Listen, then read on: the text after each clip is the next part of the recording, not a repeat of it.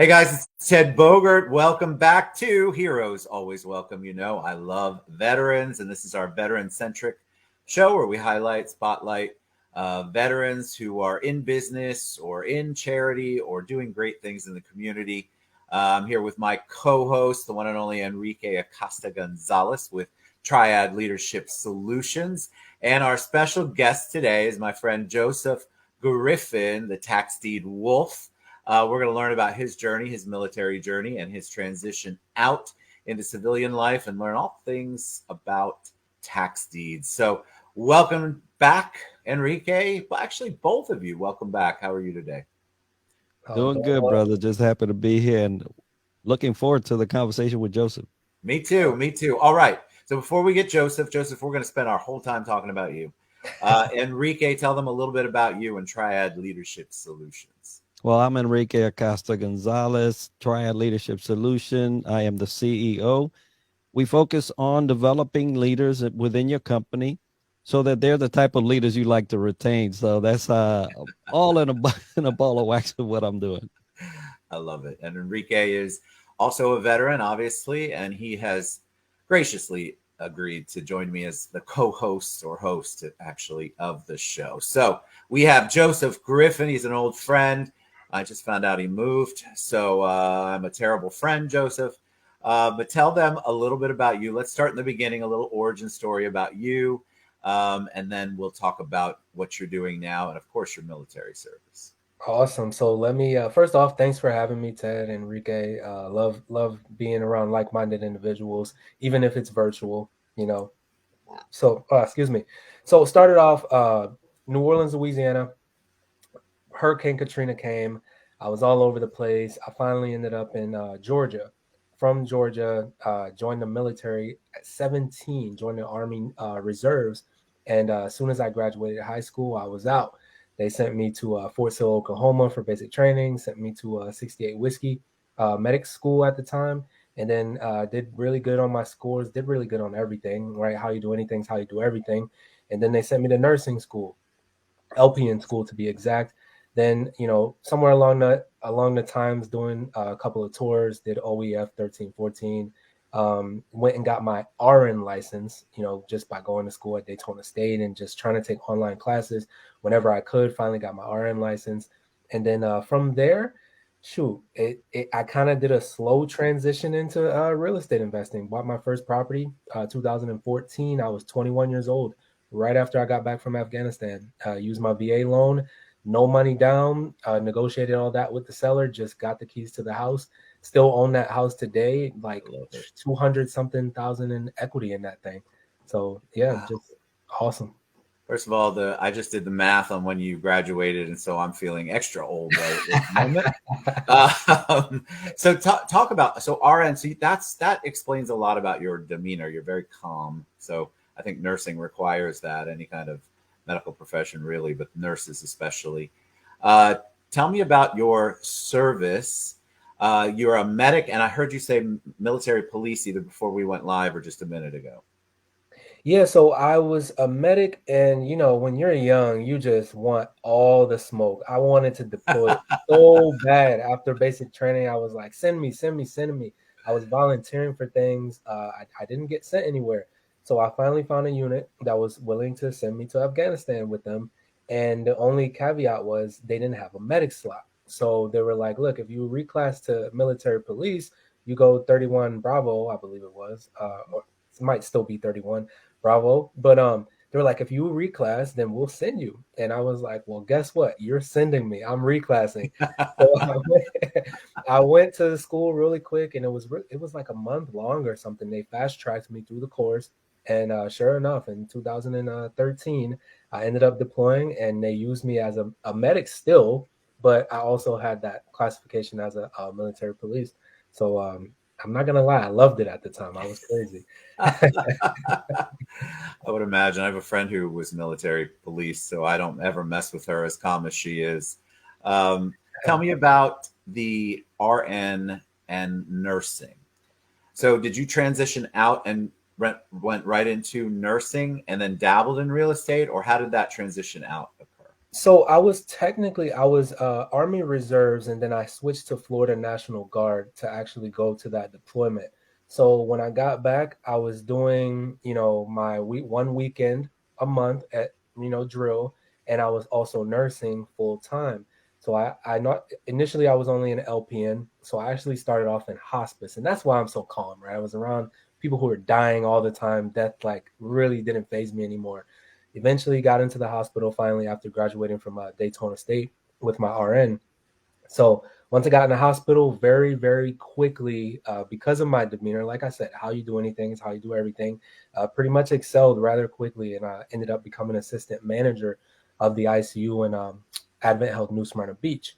So throughout, that journey, just did my thing, and I still didn't like it. I love nursing, don't get me wrong, but somewhere along the way, I got tired of being on someone else's time, and I wanted my own time. And, I wanted more money too. What do we typically do as Americans for more money? We work more hours. And I just didn't quite agree with that. So I was like, how am I going to get more time and more money? And I saw all the millionaires, all the billionaires, they were investing in real estate. And I was like, you know what? That's what I'm going to do. And that's exactly what we did. So on the Amazing. realist, go ahead, Enrique. Yeah, no, amazing. And you brought up a point prior to this, the importance of knowing opportunity even when it's not there, right? You wanted to go to the war zone.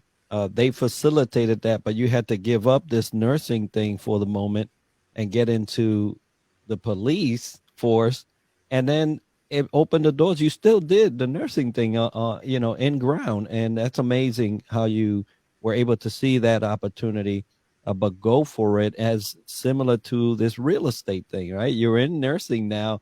It's not, moving you anymore, and now you're figuring out, hey, real estate is where it's at, and you weren't afraid, and that's wonderful.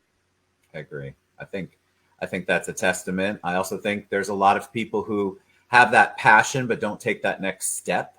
And you were willing to take the risk because it is a risk. It's something scary. People are afraid to take steps. So they see people like you, and they're like, God, I'd love to be like Joseph. I know it, and yet they don't have it. They don't have the resources or the power from within to do it. So real estate investing, talk about that because that's a passion. And then I want to talk specifically about tax deeds.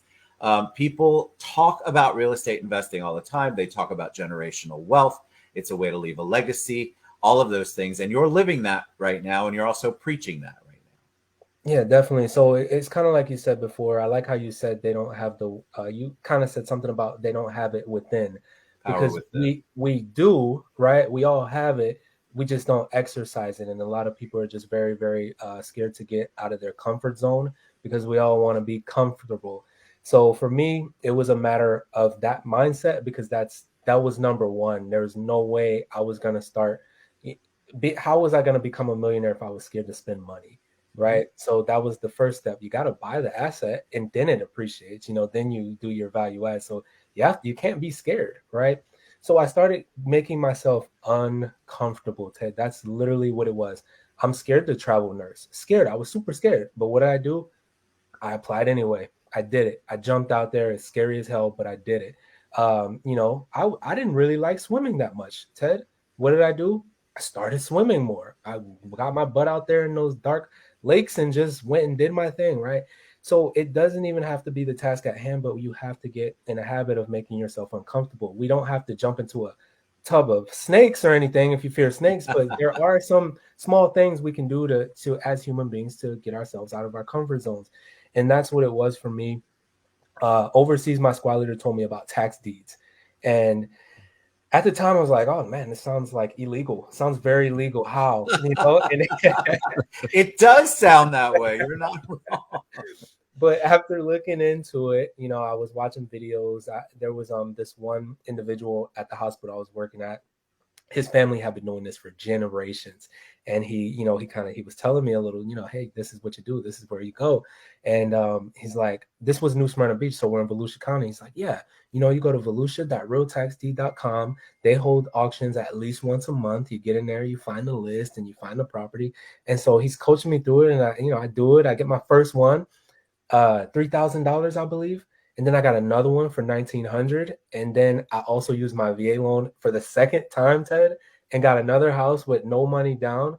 I had 3 properties within a span of 30 days, and I had used less than $6,000, right? Less than $6,000, 3 properties.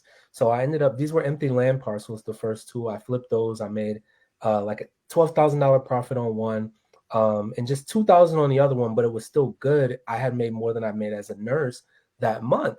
And I was like, wow, what the heck am I doing sitting at this nursing station if I can really scale this business?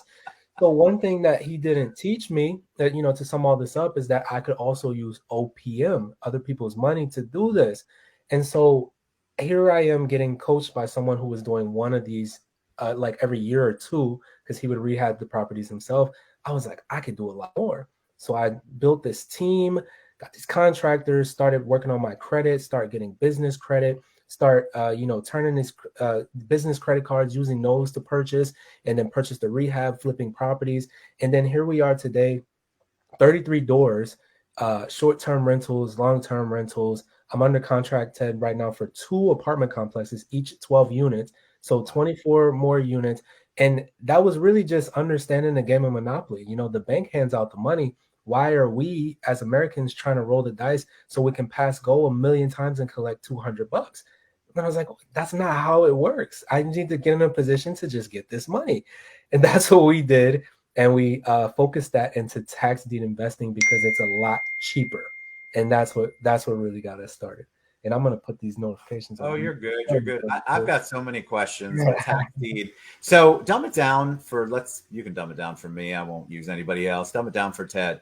You buy a tax deed. Explain what that means. What does that mean? What are you buying? And why is that valuable? Why is that important?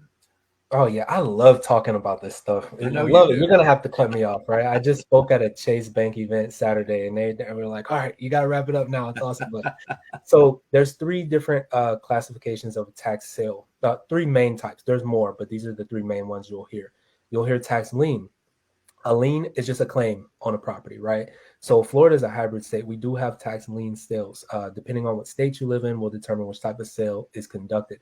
So with the tax lien, you go in there. Let's say Enrique doesn't pay his property taxes for 2 years. He owes $3,000. He'll get a message. Hey, Enrique, you got to pay your property taxes. You have until April 15th or May 15th, or we're selling it on lienhub.com to investors, right?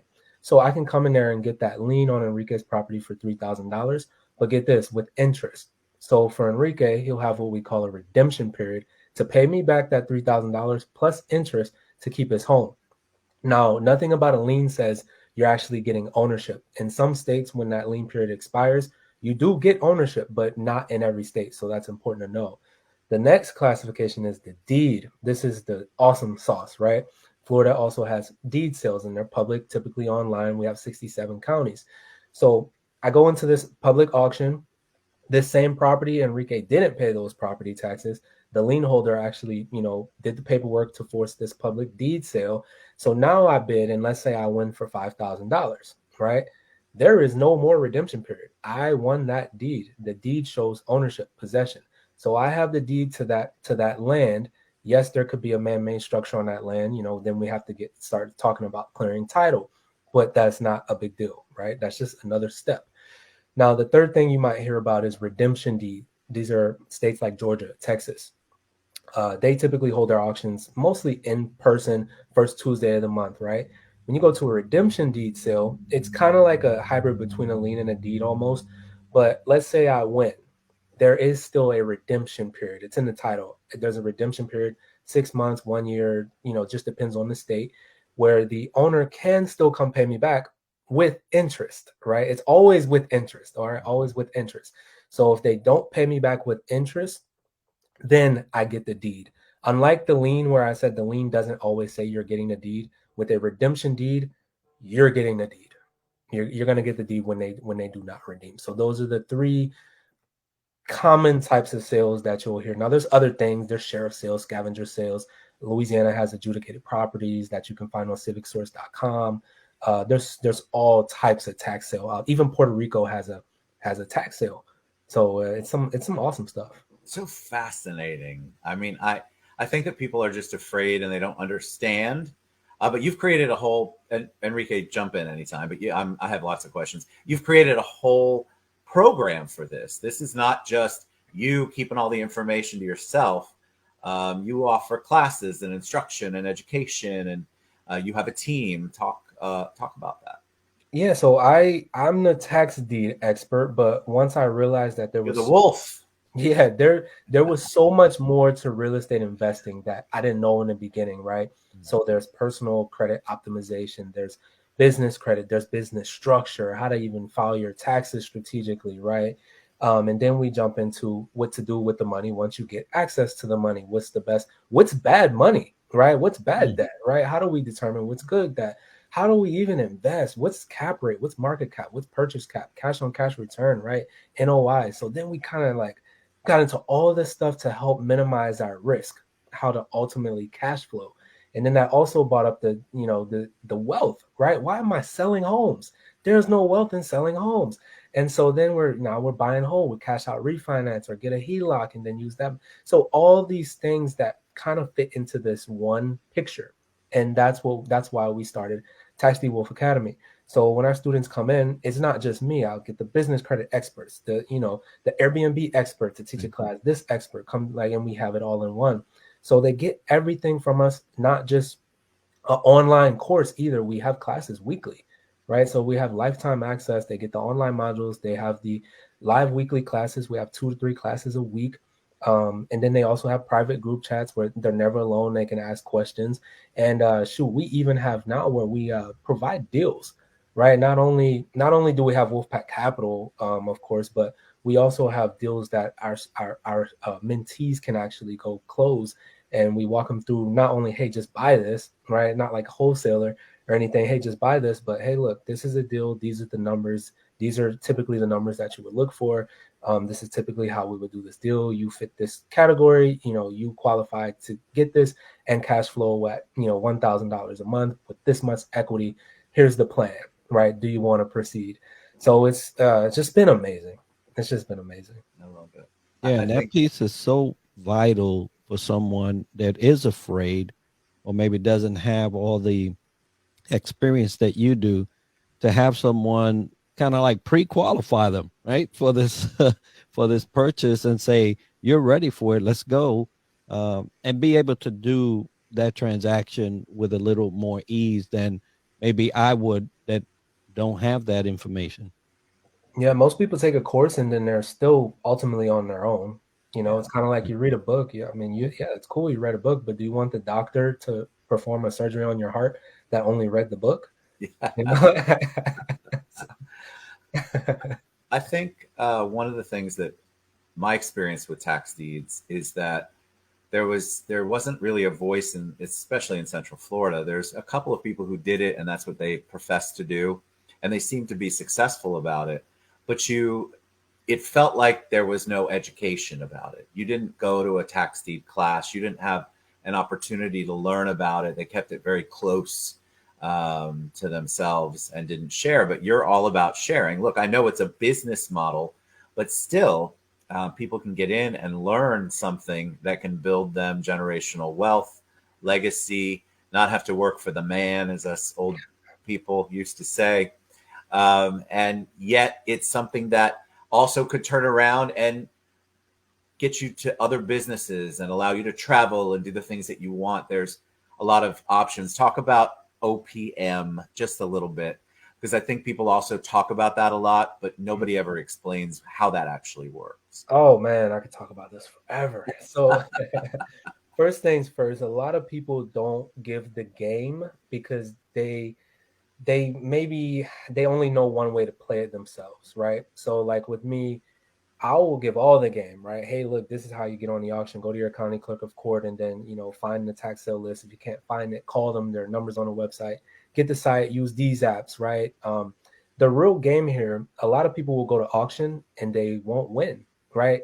I'm probably the reason for giving so many people this info. Now, prices do go up. But one thing that I do is I don't really go to auction anymore anyway, right? I use it as a leads list and I approach the property owners directly. So they sit down. Most Americans will just sit around and wait, sit around and wait for their opportunity, right? But a wolf like myself, like you, Ted, like Enrique, we will go create our own opportunities. Right. So I go directly to these property owners and I'll buy it from them directly. I'm not worried about any auctions. So that increases our chances tremendously of getting properties. So using that method, we got last year about 14 or 15 houses in Texas using that route in just Texas, right? So OPM, here's how we did it. And I said Texas because there's many types of OPM. We have credit cards, right? We do have loans, right? We have MLOs or commercial loan brokers. We have good debt out there, right? Whether you're using FHA, VA, whatever, any sort of loan package, right? What we also have that people don't realize, we have private money.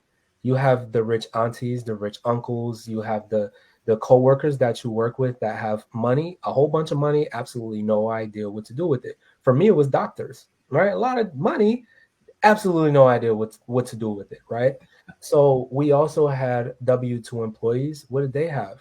IRAs. And they had absolutely no idea that they could convert their IRA to self-directed and then go buy apartment complexes, right? They had absolutely no idea. So there's so many different types of private money out there. Once you get it, of course, knowing what to do with it. But these are some of the creative things that we've done to close deals. And then we have wholesaling, we have seller finance, right? I got a duplex, Ted, in Pennsylvania. No money down. I just seller finance. He agreed. The seller had 2 properties. He agreed that if we could sell one, then he would give us the other one on seller finance terms, $500 a month, right? This is a 6-bedroom duplex. So we sold the other one because he couldn't sell it. He could not sell it for like over a year. We got it sold in like 3 weeks. Sold that, and then now I got a duplex for $500 a month on seller finance terms. Wow. Yeah, no interest, right? We talk about mortgage compounding interest. This one has no interest. So good money versus appropriate versus less appropriate. I don't believe in right or wrong, but I believe in appropriate investing versus less appropriate. Get it. I wanted to ask you, Joseph, in terms of your military background, what attributes from that service time that you gain that you think helped you in this transition of doing this type of business? One thing we did in the Army, or we said in the Army, was embrace the suck, right? And I have a tattoo on me. It says "fail fast and move on," right? So the biggest lesson was adversity. It was adversity, and I think in today's day and age, we have so much social media. We have so much illusions of what real life is. Right. You know, the couples that seem to have it all good on Instagram, but behind closed doors, they're probably going through the same stuff that you and your spouse are going through, right? So adversity, understanding that crap happens, it's just a matter of getting around those obstacles when they come. So, I've had contractors run off on me. I've made bad investments. I've purchased properties that had liens on them, right? I've lost money, but the only thing is most people quit their first loss. I just didn't quit. I now have the stats of, 150 to 13 versus someone will just take their go 0-1 and then give up. So that's the only difference. That's great. That's a great question, Enrique. All right, before we wrap it up, this is a show about heroes, and of course, I think of you and Enrique as heroes serving our country. When I say the word hero to you, who's the first person who comes to mind? Oh, that's a really good question. So, man, when I hear hero, there's not any one person that comes to mind. It's more of like a Justice League type of thing in my head. So when I hear hero, I think who's giving back to the people, who's taking care of the people. So what that means in my eyes is, hey, Ted, are you're hosting events, you're hosting a podcast to put out knowledge to everyone, right? Oh, Enrique, you're doing this, right? So the heroes in my books are the ones who aren't just keeping things to themselves, but are actually out there trying to help others. That's a hero in my book. I love that answer. I've never had that one. That's a that's new. great answer. He put me on the All right. spot. Tell them, Joseph, the best way they can find out about Tax Deed Wolf and all of the good things you are doing. I do have your Beacon page scrolling across there, but give them your website or any other information you want to give them. Yep. If you want to reach out, you want to learn more about tax deed investing or anything that I just mentioned, you can find me at taxdeedwolfacademy.com or Tax Deed Wolf on basically any platform. We do have a YouTube channel that's Tax Deed Wolf as well. We have a ton of free content, webinars. We do constant free webinars, speak at multiple events throughout the year, podcasts. So just connect. You can also book a call with our team if you're someone that really wants to dive into this thing and you don't want to go waste thousands of dollars like I had to do in the beginning. Then definitely book a call with us, and we'll consult with you, figure out what's going to be the best strategy for you, and we'll walk you step by step through doing that. Love it. I always love spending time with you, my friend. Thank you so much. Thank you for your service. You too, Enrique. If you have a hero out there who you think should be on the show, we'd love to hear from you. We love to spotlight our veterans, and we love to share success stories so that they can be motivated, inspired, and maybe reach out to do the thing that they should be doing. Thank you guys so much. I appreciate it. Have a great day, everyone. Bless you both. We'll see you next time on Heroes Always Welcome.